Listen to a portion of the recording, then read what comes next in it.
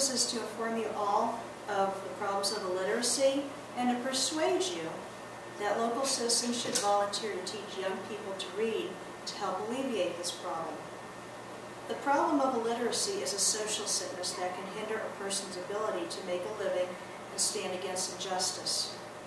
God values our compassionate, redemptive response to those who struggle with illiteracy, as teaching them to read can help alleviate poverty and social oppression in the community and communicate God's redemptive purposes for humanity. 2/3 of students who cannot read proficiently by the end of the 4th grade will end up in jail or on the welfare system, according to literacy statistics at begintoread.com. Illiteracy is a problem that not only affects those who personally deal with it, but those who live in a community, city, county, or state where the social and intellectual problem is on the rise. The problem of illiteracy can cause academic and professional difficulties, which can cause those with this problem to be more inclined to live lives of crime.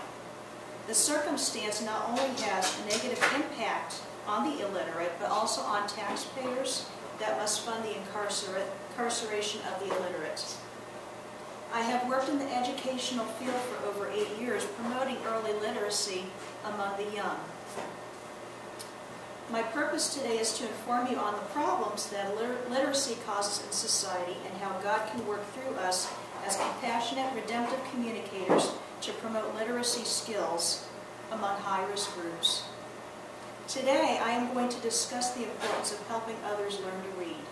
I will present the facts of what illiteracy does to a society on a local level, try to get you thinking about ways we can improve society by promoting literacy skills, and give you an idea of how God views the issue of illiteracy.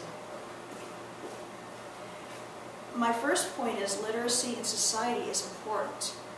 According to the Institute of Education Sciences, literacy is defined as using printed and written information to function in society, to achieve one's goals, and to develop one's knowledge and potential, according to Fast Facts. Pro-Literacy Education Network, an organization dedicated to helping facilitate programs for literacy advocates, states that 14% of U.S. adults over 16 years of age read at or below a 5th grade level. 29% only read at the 8th grade level, and among those with the lowest literacy rates, 43% live in poverty, according to proliteracy.org. And the Institute of Education Sciences states that there is a correlation between illiteracy and crime. Quoting a report from the Department of Justice, they state that the link between academic failure and delinquency, violence, and crime is welded to reading failure.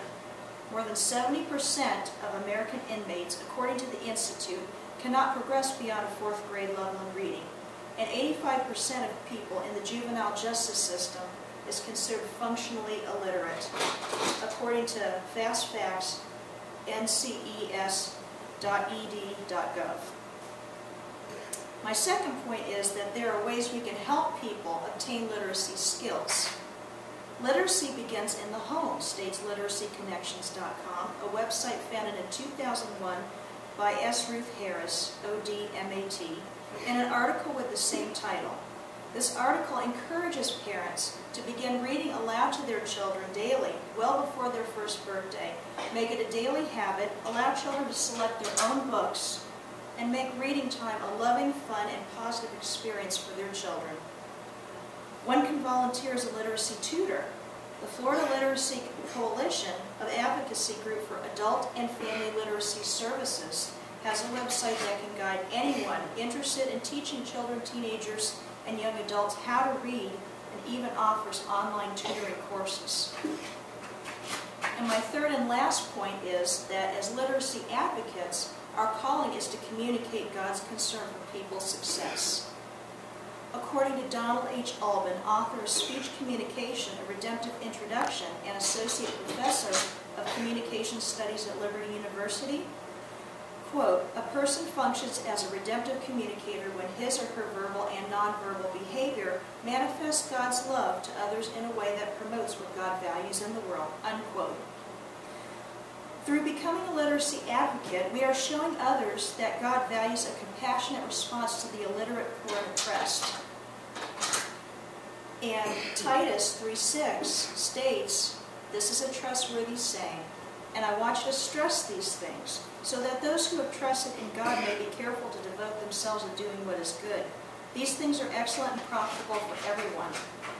In other words, if there's something that we could do to help others to read, whether it's to volunteer as a reading tutor in a school or in a church, we should do it. We shouldn't hesitate. You know, it'll improve society. It pleases God. It's God's will for us to help others. And also consider 1 John chapter 3, verse 17. If anyone has material possessions and sees a brother or sister in need but has no pity on them, how can the love of God be in that person? We don't necessarily have to have material possessions to give to others. We can give of our time. That can be a possession of ours.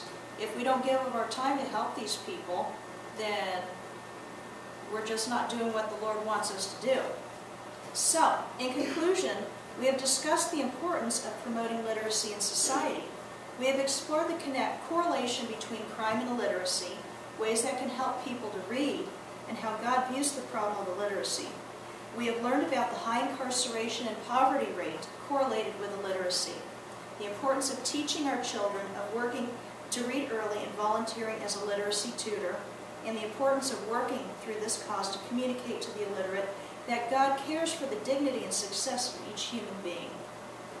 My purpose today was to inform you on the problems that illiteracy causes in society and to encourage you to consider allowing God to work through you to become compassionate, redemptive communicators to promote literacy skills among high-risk groups. I would suggest that you, as children of God, will prayerfully think about the way He would have you play a part in reversing the problem of illiteracy in society today. God bless you.